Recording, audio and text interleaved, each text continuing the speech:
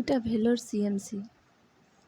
এই জায়গা থেকেই অটো ধরে আমরা যাব গোল্ডেন টেম্পল।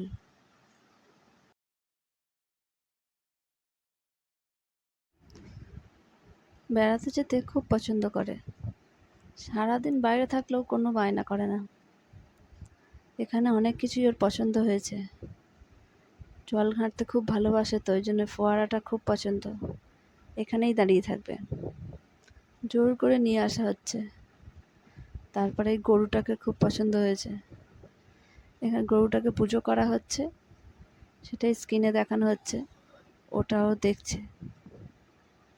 আর ফাঁকা জায়গা পেয়েছে, খুব দৌড়াদৌড়ি করছে।